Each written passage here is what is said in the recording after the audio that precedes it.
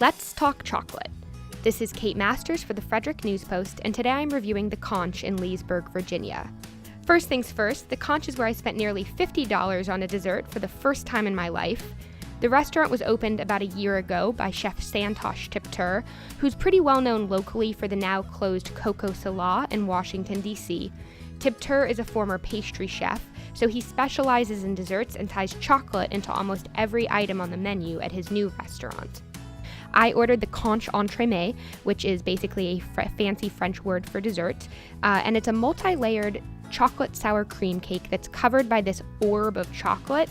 It's pretty much made for Instagram because the whole sphere is lit on fire before it's served, so you can see the chocolate crack and melt over this very beautiful cake that's topped with 3 scoops of ice cream. The dessert is really delicious, but it is incredibly rich. I shared, and I would definitely recommend sharing it with at least one other person as well. The restaurant has plenty of other desserts, of course, and a chocolate boutique, so you also have the option to order candy at the end of your meal. I do have to say that I wasn't completely overwhelmed by the rest of our dinner. The Conch is pretty pricey, so for me, the food has to be really exceptional to justify spending so much in one sitting. Take the seared scallops, for example, which are coated in a crust of cocoa nibs before they're served.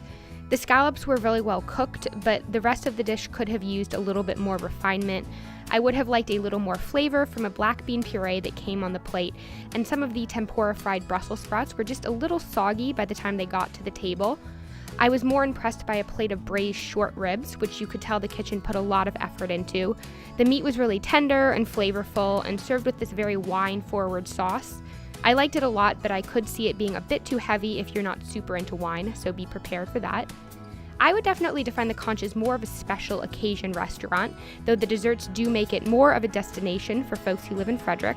Just don't be surprised if you end up with a fairly high bill at the end of the night. For my full review, click the link in the description above.